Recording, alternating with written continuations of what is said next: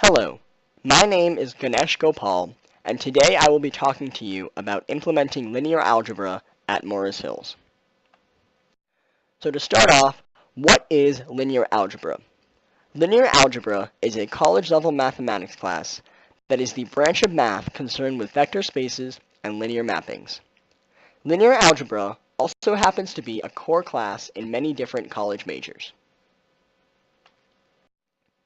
The overview for the purposes of this presentation will go from the need, to the curriculum, to the cost, to the implementation of having linear algebra at Morris Hills.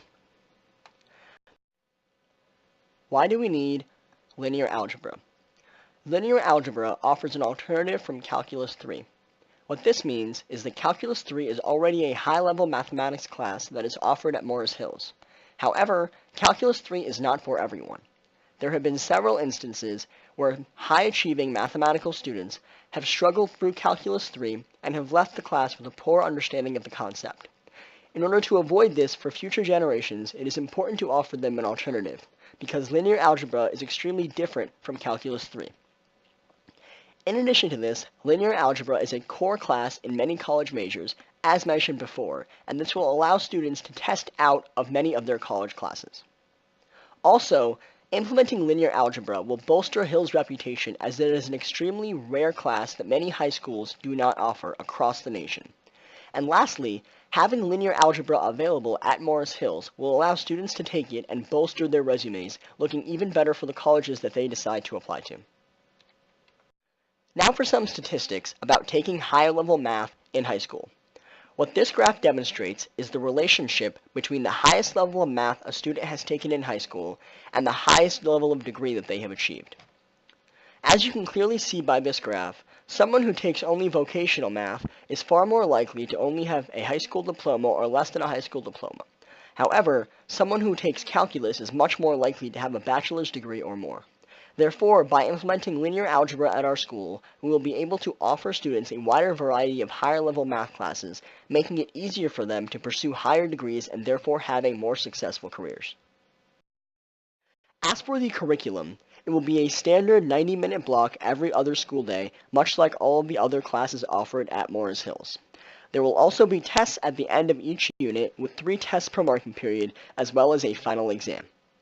As for the actual curriculum in terms of subjects, linear algebra is a well-established class, and we need not look any further than the nearest college to have an idea of what the curriculum needs to be like.